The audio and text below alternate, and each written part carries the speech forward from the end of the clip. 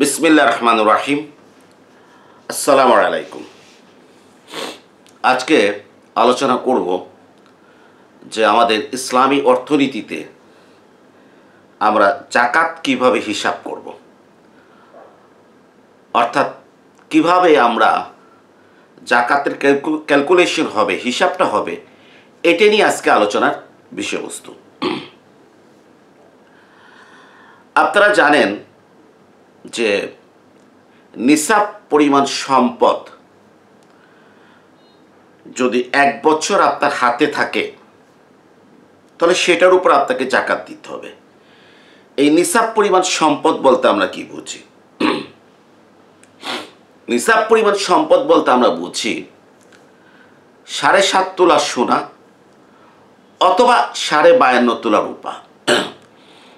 এটা যদি এই পরিমাণ সম্পদ যদি আপনার 1 বছর যদি হাতে থাকে তাহলে আপনাকে জাকাত দিতে হবে।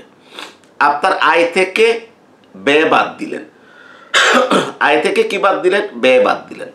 বাদ দেওয়ার পর যে সম্পদ, এটার মূল্যবান হতে হবে 7.5 ভরি স্বর্ণ অথবা 52.5 তোলা রূপা। এটা পুরো 1 বছর যদি আপনার হাতে থাকে তাহলে আপনাকে ওই সম্পদের 2.5% জাকাত প্রদান করতে হবে। এখন যে একটা প্রশ্ন জাগে যে 7.5 ভরি স্বর্ণ আর 52.5 তোলা রূপা, এটা তো মুদ্রামান সমান নয়। যেমন আজকে বাজারে 7.5 ভরি স্বর্ণের মূল্য আমরা প্রায় 7 লাখ টাকা ধরতে পারি। মনে রাখবেন, আপনার কাছে যে স্বর্ণটা আছে সেটা বাজারে যে দামে স্বর্ণ বিক্রয় হয় প্রতি ভরি 1,10,000 বা 1,15,000, ওই মূল্য হিসাব করলে হবে না। আপনাকে হিসাব করতে হবে আপনি যখন আপনার ঘরের স্বর্ণটা বাজারে বিক্রয় করবেন তখন আপনি কত টাকা পাবেন। নতুন স্বর্ণ কিনতে হলে হয়তো 1 ভরি আপনি 1,10,000 পাচ্ছেন, আপনি বিক্রয় করতে গেলে 90,000 বা 95,000 পাচ্ছেন। আপনি যেটা পাবেন সেই মূল্যটা হিসাব করবেন। তাহলে 7.5 ভরি স্বর্ণের মূল্য হচ্ছে প্রায় 7 লাখ টাকা, আর 52.5 রূপার মূল্য হচ্ছে 1,10,000 টাকা। তাহলে আপনি কোনটাকে বেস ধরবেন? কারণ দুইটার মূল্যের ভিতরে পার্থক্য রয়েছে। আসলে 1400 বছর আগে আমাদের প্রিয় নবী যখন এই দুইটাকে বেস ধরেছিলেন তখন এই দুইটার মূল্য প্রায় সমান ছিল, অর্থাৎ 7.5 ভরি স্বর্ণ এবং 52.5 তোলা রূপার মূল্য প্রায় কি ছিল? সমান ছিল। কিন্তু এখন এই দুইটার মূল্যের ভিতরে পার্থক্য হয়েছে। এই জন্য যে আমরা বলি যে ইসলামের অনেক বিধান আছে, এটা ব্যক্তিগতভাবে পালন করা সম্ভব না। এটা রাষ্ট্রীয় পর্যায়ে রাষ্ট্রীয় যে শরিয়া বোর্ড তারা সিদ্ধান্ত নেবে যে আমরা কোনটাকে বেস ধরবো, স্বর্ণকে না রৌপ্যকে। রাষ্ট্রের শরিয়া বোর্ড যদি সিদ্ধান্ত নেয় যে রৌপ্যকে বেস ধরবে তাহলে 52.5 তোলা রূপার মূল্য হচ্ছে 1,10,000 টাকা। অর্থাৎ আপনার কিছু স্বর্ণ, কিছু রৌপ্য এবং কিছু নগদ অর্থ আছে, এগুলো মিলে যদি 1,10,000 টাকা হয় তাহলে আপনাকে 2.5% জাকাত দিতে হবে। আবার রাষ্ট্রের শরিয়া বোর্ড যদি বেস ধরে স্বর্ণকে, না যে আমরা 1,10,000 না, আমরা স্বর্ণকে বেস ধরছি, তাহলে যাদের 7 লক্ষ টাকা পুরো 1 বছর থাকবে, হয়তো আমার কাছে 4 ভরি সোনা আছে, কিছু রূপা আছে, কিছু নগদ অর্থ আছে, সব কিছু মিলে 7 লক্ষ টাকা 1 বছর যদি থাকে তাহলে তার 2.5% তাকে জাকাত প্রদান করতে হবে। কোনটা বেস ধরা হবে এটা রাষ্ট্রের শরিয়া বোর্ড কি করবে সিদ্ধান্ত নেবে। যেহেতু আমাদের দেশে এরকম শরিয়া বোর্ড নেই, অনেকে মনে করেন যে স্বর্ণকে বেস ধরাটা ভালো, কিন্তু স্বর্ণকে যদি রৌপ্যকে বেস ধরাটা ভালো। রৌপ্যকে যদি বেস ধরি তাহলে 52.5 তোলা রৌপ্যর মূল্য হচ্ছে 1,10,000 টাকা। তা আসলে বাংলাদেশে 1,10,000 টাকা অনেক দরিদ্র ব্যক্তিরই কি রয়ে গেছে। তার কিছু স্বর্ণ বা কিছু রৌপ্য বা কিছু নগদ অর্থ যদি যোগ করি 1,10,000 টাকা হয়ে যাবে, তাহলে সে জাকাতের মধ্যে পড়ে যায়। আর 1,10,000 টাকা যারা আছে তাদেরকে যদি জাকাতের মধ্যে যদি ফেলে দেন তাহলে জাকাত যেটা আদায় হবে সেটা আপনি কাকে দেবেন? কারণ যার নিসাব পরিমাণ সম্পদ আছে তাকে তো আপনি জাকাত দিতে পারবেন না। আবার আমরা যদি 7.5 ভরি স্বর্ণকে যদি বেচ ধরি 7 লক্ষ টাকা, তাহলে দেখা যায় যে মোটামুটি যারা টাকা পয়সা আছে, ধনিক শ্রেণী বা মধ্যবিত্ত শ্রেণী, এরা জাকাতের ভিতরে পড়ে। দরিদ্র যারা আছে তাদের নিসাব পরিমাণ সম্পদ হবে না, তারা জাকাতের ভিতরে পড়ে না, বরং তারা জাকাত গ্রহণ করার তালিকায় পড়ে। তা আসলে কোনটা হবে এটা যারা বড় আলেম আছে তারা সিদ্ধান্ত নেবেন। তা আমার কাছে যেটা মনে হয় স্বর্ণটা বেচ হওয়াটাই কি ভালো। যারা রৌপ্যের কথা বলেন 1,10,000 টাকা, দেখবেন অনেক রিক্সা শ্রমিকেরও কি রয়ে গেছে। যাক, এখন আসেন, এই সম্পদ 1 বছর থাকতে হবে। আমরা সাধারণত আমাদের ইসলামিক কালচারে আমরা বছর বলতে চন্দ্র বছর ধরি। সেক্ষেত্রে ওই শরিয়া বোর্ড সিদ্ধান্ত নেবে আপনি কোন মাসকে বেচ ধরবেন। যদি বলে দেয় যে আপনি রমজান মাসকে বেচ ধরেন, তাহলে আমরা রমজান মাসের 1 তারিখে প্রতি 1 তারিখে আমরা কি করব, আমরা হিসাব করব। তাহলে এই নিসাব পরিমাণ সম্পদ আমরা ধরে নিলাম স্বর্ণটা হচ্ছে বেস। কোনটা বেস? স্বর্ণটা হচ্ছে বেস। তাহলে এই নিসাব পরিমাণ সম্পদ মানে স্বর্ণ 7.5 ভরি, এইটা অথবা এইটার মূল্যমান মনে করেন 7 লক্ষ টাকা। এইটা 2024 সালের পহেলা রমজান আমার কাছে 7 লক্ষ টাকা ছিল মনে করেন। এরপর 2025 সালের পহেলা রমজান যখন আমি এটা হিসাব করব, মানে পহেলা রমজানের আগের দিন যখন আমি হিসাব করব, দেখা গেল যে এখন আমার কাছে 10 লাখ টাকা আছে, অর্থাৎ 7 লাখ টাকার উপরে 10 লাখ টাকা আছে। তাহলে আমাকে কিন্তু এই 10 লাখ টাকার উপর 2.5% জাকাত দিতে হবে। 10 লাখ টাকার 2.5% হচ্ছে 25,000 টাকা। যদি আমার এই 2025 সালের পহেলা রমজানের একদিন আগে আমার কাছে 7 লাখ টাকাও যদি থাকতো, তাহলে নিসাব পরিমাণ সম্পদ 7 লাখ টাকা। আমি আবারও বলছি, আমি 7.5 ভরি স্বর্ণের বাজার মূল্য ধরেছি। এটা 1 বছর থাকার কারণে আমাকে 7.5 লাখ টাকার 2.5%, সম্ভবত 17,500 টাকা আমাকে কি করতে হবে, জাকাত দিতে হবে। কিন্তু পহেলা রমজান আমার কাছে 2024 সালের আমার কাছে 7 লাখ টাকা ছিল, আর 2025 সালের পহেলা রমজানের আগের দিন আমার কাছে 6,90,000 টাকা আছে, অর্থাৎ 7 লাখ টাকা থেকে 10,000 টাকা কমে গিয়েছে। অর্থাৎ নিসাব পরিমাণ সম্পদ কিন্তু 1 বছর শর্তটা ফিল আপ হয় নাই, আবার জাকাত দেওয়া লাগবে না, 1 টাকাও দেওয়া লাগবে না। তবে খেয়াল রাখতে হবে যে 2025 সালের পহেলা রমজান আবার যে 7 লাখ টাকা ছিল, এটা পরবর্তীতে এটা 8 লাখ হয়েছে, 9 লাখ হয়েছে, আবার কমে 5 লাখ হয়ে গেছে, 5.5 লাখ হয়েছে, 6 লাখ হয়েছে। কিন্তু 2025 সালের পহেলা রমজানের একদিন আগে যখন আমি জাকাত হিসাব করব, তখন এইটা আবার 7 লাখে চলে আসছে। তাহলে পুরো 7 লাখের উপর জাকাত দিতে হবে। অথবা মনে করেন 2024 সালের পহেলা রমজান আমার 7 লাখ টাকা ছিল, এরপরে সামনের মাসগুলোতে এটা কমে 6.5 লাখ, 6 লাখ, 5 লাখে চলে আসছে। আবার 2025 সালের পহেলা রমজানের একদিন আগে এটা আবার 9 লাখ টাকায় চলে আসছে। আমাকে ওই 9 লাখ টাকার উপর জাকাত দিতে হবে। অর্থাৎ এই পহেলা রমজান থেকে এই যে পহেলা রমজানের আগের দিন পর্যন্ত এই পুরো সময়টা আমার শুরু হয়েছিল 7.5 ভরি স্বর্ণ বেস মূল্য 7 লাখ টাকা দিয়ে।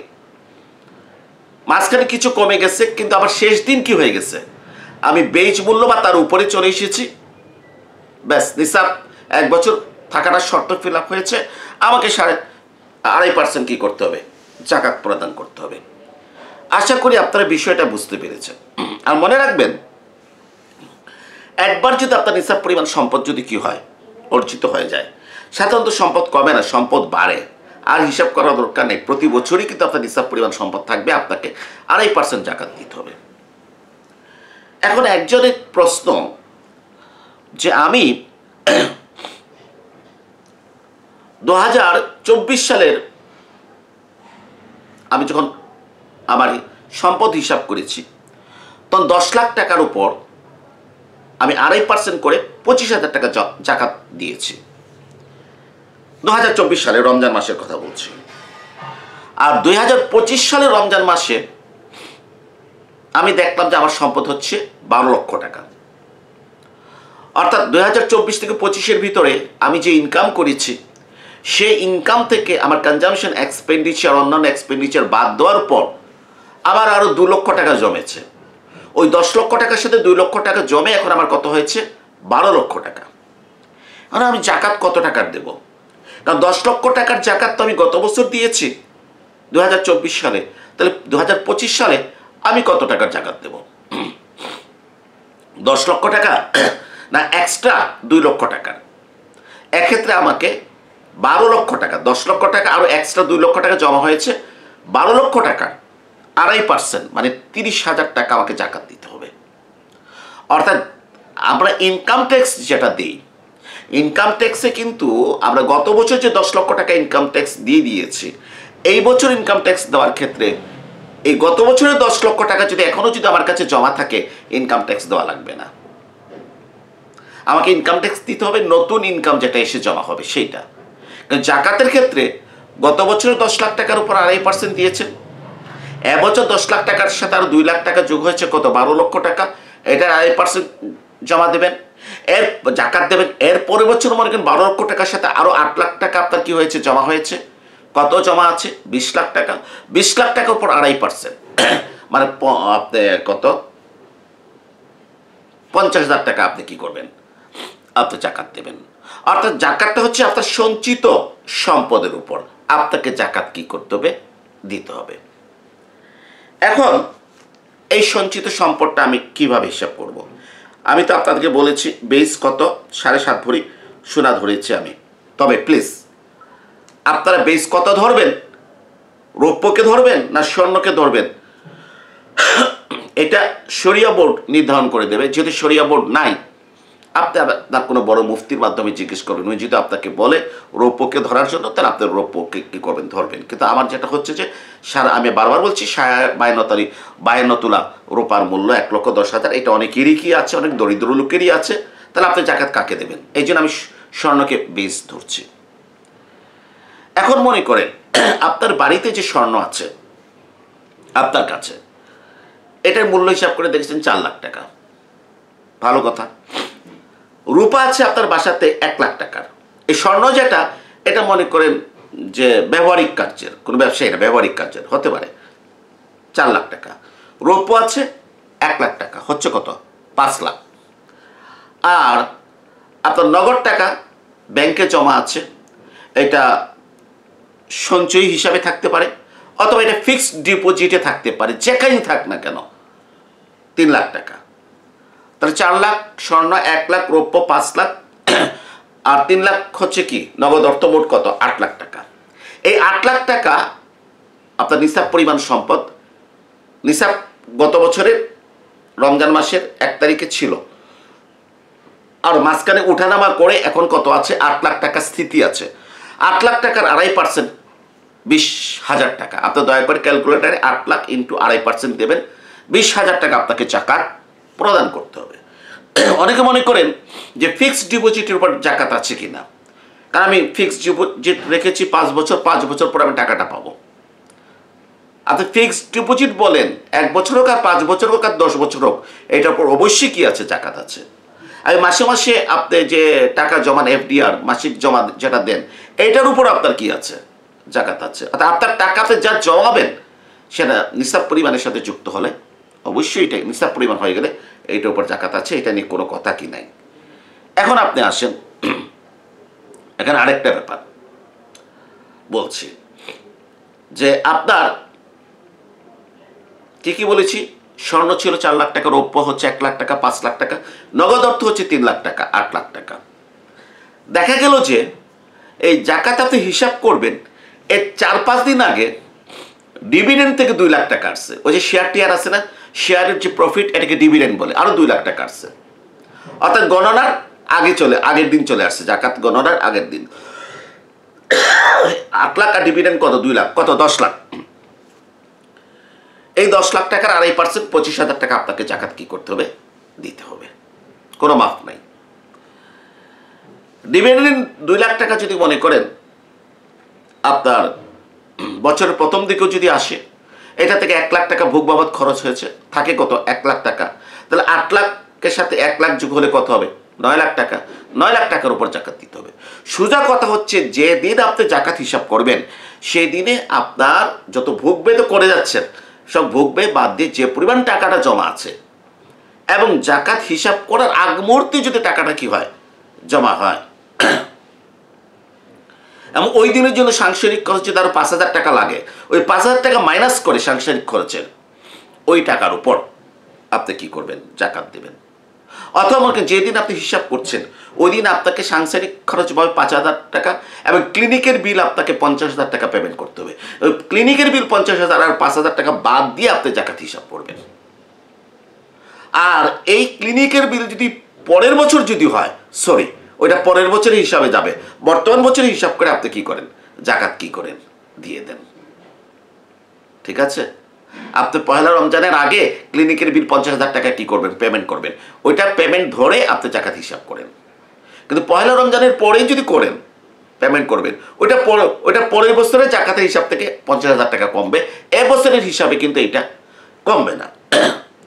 তাহলে জাকাতের হিসাবের ভিতরে কি হচ্ছে, নগদ অর্থ আসতেছে, আপনার স্বর্ণর মূল্য আসতেছে, রৌপ্যের মূল্যটাও কি আসতেছে, আরও আসতেছে কি ডিভিডেন্ড আসতেছে। ঠিক আছে? মানে বিভিন্ন উৎস থেকে আপনার টাকা পয়সা যেগুলো আসবে, বিদেশ থেকে আপনার ভাই আপনাকে টাকা দিয়েছে, সবগুলো আপনার জাকাতের হিসাবে কি আসবে। তবে মনে রাখবেন যে একটা বিষয় মনে রাখবেন, মনে করেন যে 8 ভরি স্বর্ণ আপনার স্ত্রীর নামে বা 7.5 ভরি স্বর্ণ আপনার স্ত্রীর নামে, 7 লাখ টাকা। এই 7 লাখ টাকার জাকাত কত আসবে, 17.5 টাকা। এটা আপনার স্ত্রী প্রদান করবে। এটা দায়িত্ব কিন্তু কার, আপনার না, এটা আপনার স্ত্রী প্রদান করবে। হ্যাঁ, এখন ওনার কোনো ইনকাম নাই, সেক্ষেত্রে যদি আপনি যদি বলেন দেখো 17.5 টাকা জাকাত তোমার কি করতে হবে, দিতে হবে, তোমার কোনো ইনকাম নাই, তোমার পক্ষ থেকে আমি তোমাকে এই 17.5 টাকা তোমাকে দান করলাম, গিফট দিলাম, তুমি এটা জাকাত পেমেন্ট দিয়ে দিবা। অর্থাৎ স্ত্রীর পক্ষ থেকে আপনি এটা আদায় করতে পারবেন, স্ত্রীকে বলে দিতে হবে। ঠিক আছে? হ্যাঁ, কিন্তু আপনি যদি আদায় না করেন তাহলে আপনার স্ত্রীকে এটা আদায় করতে হবে। কিভাবে? উনি তখন যদি ওনার যদি কোনো ইনকাম যদি না থাকে, এই 7.5 ভরি স্বর্ণ থেকে কিছু স্বর্ণ বিক্রি করে ওনাকে কি করতে হবে, আদায় করতে হবে। মনে করেন ওনার যদি 12 ভরি স্বর্ণ থাকে, হ্যাঁ, তাহলে উনি কিছু আধা ভরি হলেও বিক্রি করে উনি জাকাত কি করবে, আদায় করবে। এইভাবে ওনার স্বর্ণের পরিমাণ কমবে। ঠিক আছে? আর আপনি যদি কি করেন, ওনার পক্ষ থেকে যদি দিয়ে দেন যদি গিফট হিসাবে, ওনার স্বর্ণের পরিমাণটা জায়গায় থাকবে। আবার আরেকটা হতে পারে, আপনি কি করলেন যে আপনার স্ত্রীর 10 ভরি স্বর্ণ আছে, ঠিক আছে, আপনি তার ইনকাম উৎস নাই, আপনি বলেন ঠিক আছে তোমার 10 ভরি স্বর্ণর জাকাত মনে করেন আসতেছে ধরেন 25,000 টাকা, আমি তোমাকে 25,000 টাকা দিচ্ছি, তো 25,000 টাকার মূল্যবান স্বর্ণ এটা এখন আমার নামে চলে আসবে। তাহলে 10 ভরি স্বর্ণ থেকে একটা অংশ আপনার নামে কি করবেন, আপনার হিসাবের খাতায় লিখে রাখবেন। ঠিক আছে? আপনার স্ত্রী পরবর্তী বছর জাকাত দেবে, ওই 10 ভরির থেকে যে সামান্য অংশ আপনার কাছে চলে আসছে এটা মাইনাস করে, ঠিক আছে, বাকি যদি তার কাছে যদি 9.75 ভরি যদি থাকে, ওইটার মূল্যের উপর সে জাকাত দেবে। আর ওই যে 0.25 যে আপনার নামে চলে এসেছে, সেটা কিন্তু পরবর্তী বছর আপনার নগদ সম্পদের সাথে ওই মূল্যটা যোগ করে আপনাকে জাকাত দিতে হবে। ঠিক আছে? এখন এটা আপনার হিসাব কিভাবে করবেন এটা আপনাদের ব্যাপার। এখন আসেন, আপনি কি করলেন যে আপনার পরিবার, আপনার স্ত্রীর মনে করেন 10 ভরি স্বর্ণ আছে বা 12 ভরি স্বর্ণ আছে, হ্যাঁ 12 ভরি, আপনার মনে করেন 2টো মেয়ে আছে, ওকে, আপনি আপনারা কি করলেন, আপনার স্ত্রী যে 4 ভরি স্বর্ণ নিজের জন্য রাখলেন, আর 4 ভরি প্রথম মেয়েকে, 4 ভরি দ্বিতীয় মেয়েকে দিয়ে দিলেন, 3 জন আলাদা আলাদা। ঠিক আছে? দিয়ে দিলেন। তাহলে কিন্তু কেন দিচ্ছেন, এই উদ্দেশ্যে, তাহলে প্রত্যেকের কাছে 4 ভরি থাকবে, তাহলে 7.5 ভরির নিচে জাকাত দেওয়া কি লাগবে না। আপনি যদি জাকাত ফাঁকি দেওয়ার জন্য যদি এইভাবে যদি ডিস্ট্রিবিউট করেন, তাহলে কিন্তু আপনি আল্লাহর কাছে কি থাকবেন, দায়ী থাকবেন। ওইখানে আপনাকে জবাব দিতে হবে, কারণ আল্লাহ আপনার মনের খবর কি জানে। ঠিক আছে, কি জাকাত ফাঁকি দেওয়ার জন্য আপনি এই কাজটা করছেন। আপনি যদি আপনার মেয়েকে যদি 4 ভরি স্বর্ণ যদি কি করেন দিয়ে দেন, আরেকটা মেয়েকে যদি 4 ভরি স্বর্ণ যদি দিয়ে দেন, তো ওই মেয়ে 4 ভরি স্বর্ণ যে কোনো মুহূর্তে বিক্রি করার ক্ষমতা রাখে, সব কিছু করার ক্ষমতা রাখে, কারণ সম্পদের মালিক সে হয়ে গেল।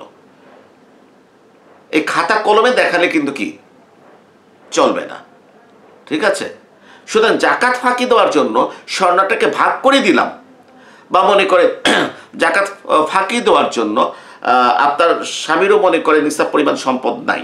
ঠিক আছে, এবং আপনার 7.5 ভরির ভিতরে যদি আপনি 2 ভরি যদি স্বামীকে যদি দিয়ে দেন, তাও তার নিসাব পরিমাণ সম্পদ হবে না, তার নগদ অর্থের সাথে এই 2 ভরির মূল্য যোগ হয়। আপনি 2 ভরি তাকে দিয়ে দিলেন, 5.5 ভরি আপনার কাছে রাখলেন, যাতে জাকাত যাতে কি দেওয়া না লাগে। সরি, জাকাত ফাঁকির উদ্দেশ্য করেছেন, আল্লাহ দেখতেছে।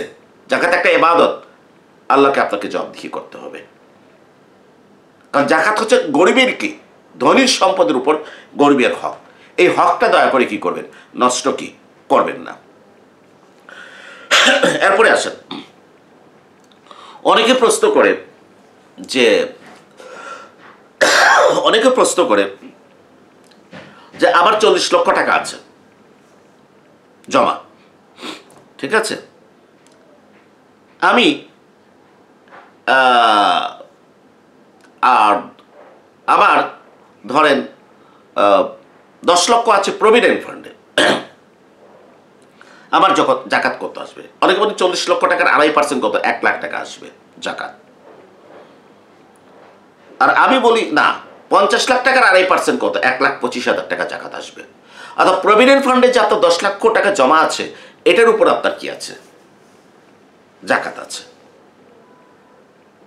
অর্থাৎ প্রভিডেন্ট ফান্ডের টাকাটাও জাকাতের হিসাবে আপনি কি করবেন, আনবেন। এক্ষেত্রে অনেকে বলেন এই টাকাটা আপনার মালিকানায় আসে নাই। আমি বলছি প্রভিডেন্ট ফান্ডের টাকাটা আপনার মালিকানায় আছে, যারা সরকারি চাকরি করেন। কারণ আপনি যদি সরকারি চাকরি থেকে যদি বরখাস্ত যদি হন, এরপরে কিন্তু আপনি প্রভিডেন্ট ফান্ডের টাকা ফেরত পাবেন। কারণ প্রভিডেন্ট ফান্ডের টাকা আপনার বেতন থেকে কেটে নিয়ে একটা বাধ্যতামূলক জমা রাখা হয় আপনার ভবিষ্যতের সুবিধার জন্য, সরকারি চাকরি শর্ত হিসাবে। এবং আপনি যদি চাকরি থেকে বরখাস্ত হলো, এই টাকাটা কিন্তু আপনি কি পাবেন। কিন্তু মনে করেন ওই যে গ্র্যাচুইটি, সরকারি চাকরিজীবীরা পেনশনে যাওয়ার পর একসাথে যে টাকাটা পায়, গ্র্যাচুইটি আমি পেনশনে যাওয়ার পর পাবো, ওইটার উপর জাকাত নাই। যেদিন ওই টাকাটা পাবো সেদিন ওইটার উপর জাকাত। কিন্তু প্রভিডেন্ট ফান্ডের টাকা আপনি সরকারি চাকরি চলে গেলেও আপনি প্রভিডেন্ট ফান্ডের টাকা পাবেন, কিন্তু গ্র্যাচুইটি যদি আপনি পাবেন না, আপনি যদি বরখাস্ত হন, গ্র্যাচুইটি আপনি পাবেন না। এই জন্য গ্র্যাচুইটির ভিতরে অনিশ্চয়তা আছে, এই জন্য এটা উপর জাকাত নাই। যেদিন গ্র্যাচুইটি পাবেন সেদিন জাকাত টোটাল টাকার উপর। আর প্রভিডেন্ট ফান্ডের উপর আপনাকে কি করতে হবে, 2.5% জাকাত দিতে হবে, কারণ এটা আপনার টাকা। কেউ কেউ বলতে পারেন না, এটা আমি, অনেকে মতামত প্রকাশ করেছেন, না এটা তো মনে করেন যে চাকরি শেষ হওয়ার পর প্রভিডেন্ট ফান্ডের টাকাটা আসবে, তখন কি করবে, জাকাত দিতে হবে। অনেকে একটা মত দিয়েছেন। কেউ যদি এই মত যদি অনুসরণ করতে চান করতে পারেন, তো আমি মনে করি এটা খুব রিস্ক এই মতটা অনুসরণ করা।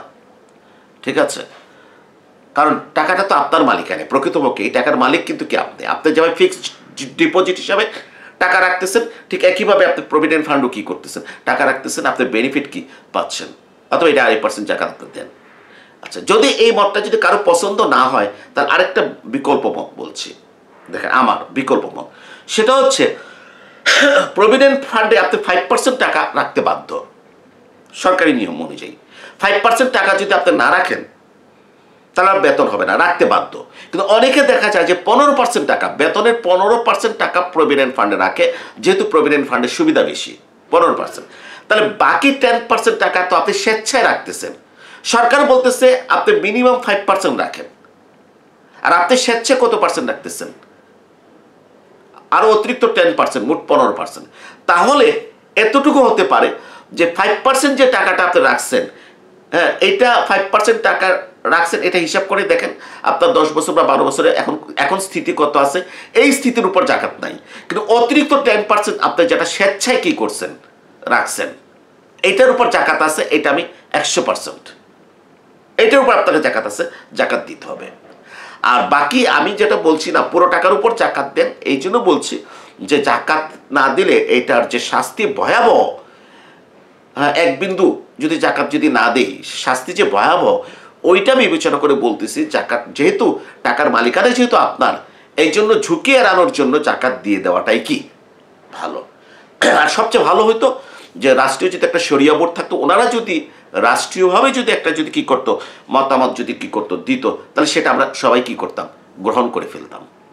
সেক্ষেত্রে কিন্তু আমি আবার দায়ী হতাম না। ঠিক আছে, এরপর আরেকটা গুরুত্বপূর্ণ প্রশ্ন যেটা হচ্ছে খুবই গুরুত্বপূর্ণ প্রশ্ন, যে এটা হচ্ছে মনে করেন যে আপনি আপনার কাছে 40 লাখ টাকা আছে, তাহলে তো আপনি 1 লাখ টাকা জাকাত দেবেন। ক্লিয়ার? এখন আপনি কি করলেন যে 20 লাখ টাকা একটা 20 লাখ টাকা দিয়ে একটা গাড়ি কিনে ফেললেন। 20 লাখ টাকা দিয়ে কি করলেন, একটা গাড়ি কিনে ফেললেন। এখন আছে কত, 20 লাখ টাকা। এই 20 লাখ টাকার উপর আপনি জাকাত দেবেন, 50,000 টাকা জাকাত আসবে। কারণ 20 লাখ টাকা দিয়ে কি করছেন, গাড়ি কিনে ফেলেছেন, একটা স্থাবর সম্পত্তি। আপনার জমা টাকা দিয়ে যদি আপনি কোনো স্থাবর সম্পত্তি কিনেন, আপনি যদি একটা বাড়ি কিনেন, একটা গাড়ি কিনে যদি কিনেন, তাহলে এটা স্থাবর সম্পত্তিতে চলে গেছে, এবং স্থাবর সম্পত্তির উপর কিন্তু কোনো জাকাত নেই।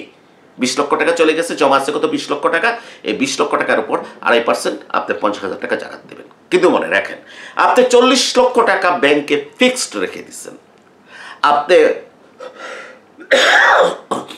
অন্য একটা ব্যাংক থেকে 20 লক্ষ টাকা ঋণ আনছেন, ঋণ এনে আপনি গাড়িটা কিনছেন, ঋণ এনে আপনি গাড়িটা কি করছেন, কিনছেন। সরি, অনেকে জাকাত থেকে কি করে ওই 40 লক্ষ টাকার থেকে ওই যে 20 লাখ টাকা ঋণ আনছে ওটা মাইনাস করে 20 লক্ষ টাকার উপর কি করে জাকাত দেয়। সরি, হবে না। এইটা কিন্তু আপনার ক্ষেত্রে প্রযোজ্য না।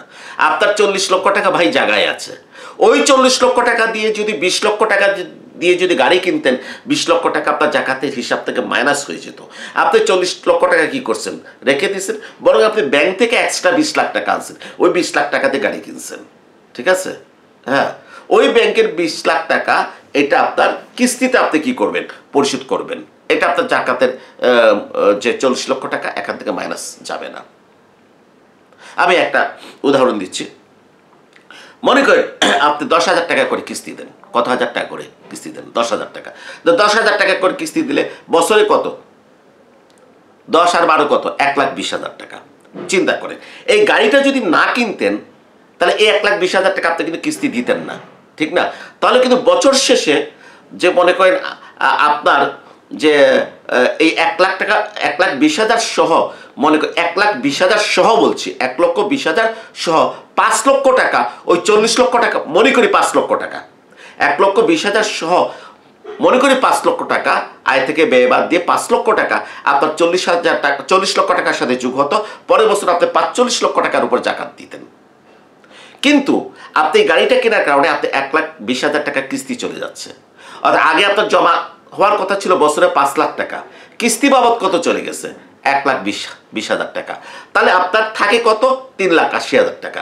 এখন আপনার 40 লক্ষ টাকার সাথে 3,80,000 টাকা কি হচ্ছে, জমা হচ্ছে। আপনি 43,80,000 টাকার উপর জাকাত দিচ্ছেন। দেখেন, গাড়িটা যদি আপনি ঋণ করে যদি কেনেন, ব্যাংক থেকে এনে যদি ঋণ করে যদি কিনেন, তাহলে বছরে আপনি ইনস্টলমেন্ট বাবদ আপনি 1,20,000 টাকা যে জমা দিচ্ছেন, ব্যাংকে পরিশোধ করছেন 10,000 টাকা কিস্তি ধরে, তাহলে আপনার তো ওই আপনার নিজস্ব জমার খাতে কি 1,20,000 টাকা কমে যাচ্ছে না? আগে 5 লাখ টাকা জমা হইতো, এখন 1,20,000 টাকা কমে 3,80,000 টাকা কি হচ্ছে, জমা হচ্ছে। অর্থাৎ আপনি এখন জাকাত দিচ্ছেন আগের 40 লাখ আর 3,80,000, 43,80,000 টাকার উপর আপনার জাকাত দিচ্ছেন। অর্থাৎ ওই গাড়ি কেনার কারণে তো অটোমেটিক আপনার জাকাতের পরিমাণটা কমে যাচ্ছে। আর যদি আপনি গাড়িটা না কিনতেন, তাহলে আপনার প্রতি বছর 5 লাখ টাকা করে জমে, 40 আর 5 কত, আপনি 45 লক্ষ টাকার উপর কি করতেন, আপনি জাকাত দিতেন। আশা করি আপনারা বিষয়টা কি করতে পেরেছেন, আপনারা বুঝতে পেরেছেন। আর যদি মনে করেন দরিদ্র ব্যক্তি, মনে করেন সে আপনার 5 লক্ষ টাকা ঋণ রেখে মারা গেছে, দরিদ্র ব্যক্তি, ঠিক আছে, তাহলে তার সম্পদ থেকে ওই 5 লক্ষ টাকা মাইনাস করে বাকি সম্পদ যে নিসাব পরিমাণ থাকে আপনারা কি করবেন, জাকাত দেবেন। কারণ আমরা ধনীরা, মধ্যবিত্তরা ব্যাংক থেকে যে ঋণ আনি, ওইটা জাকাতের অর্থ থেকে কি মাইনাস হবে না, ঠিক আছে। আর শেয়ার যেগুলো আছে, যেগুলো আমরা যে মনে করেন ব্যবসার জন্য যে শেয়ারগুলো কি করি, ক্রয় করি, ওই শেয়ারের যে বাজার মূল্য আছে তার 2.5% কি করবেন, জাকাত দেবেন। আর যারা মনে করেন শেয়ার কিনেছেন এই উদ্দেশ্যে যে শুধু লভ্যাংশকে খাওয়ার জন্য, প্রাইমারি শেয়ার লভ্যাংশ খাওয়ার জন্য, তাদের প্রাইমারি শেয়ারের উপর জাকাত নাই। হ্যাঁ, তবে বলছে এটা একটু ভুল বলছে। মনে হয় প্রাইমারি শেয়ার আপনি 10 লাখ টাকা কিনেছেন, 10 লাখ টাকার ভিতরে মনে করেন 60% হচ্ছে কোম্পানির কি অবকাঠামো বাবদ, আর 40% হচ্ছে ক্যাশ এবং পণ্য। তাহলে আপনি ওই 10 লক্ষ টাকার 60% 6 লাখ টাকার উপর জাকাত নাই, 4 লক্ষ টাকার উপর আপনার কি আছে জাকাত আছে, যেটা ক্যাশ এবং পণ্য হিসাবে কি থাকে, এর 2.5% দেবেন। এটা কোম্পানি থেকে আপনাকে জানতে হবে। আর যারা ব্যবসার উদ্দেশ্যে আজকে শেয়ার কিনলেন, কালকে বিক্রি করবেন, তাদের শেয়ারের যে বাজার মূল্য আছে সেকেন্ডারি শেয়ারের, এটার উপর, পুরাটার উপর, মূলধনের উপর আপনি কি করবেন, আপনি জাকাত দেবেন। আজকে আমরা এতটুকু জাকাত সম্পর্কে কি করেছি, আলোচনা করেছি। ঠিক আছে, আশা করি আপনারা জাকাতটা কি করতে পারবেন, হিসাব করতে পারবেন। সবাই ভালো থাকেন, সবাইকে শুভেচ্ছা জানিয়ে আমার কথাগুলো এখানে কি করছি, শেষ করছি।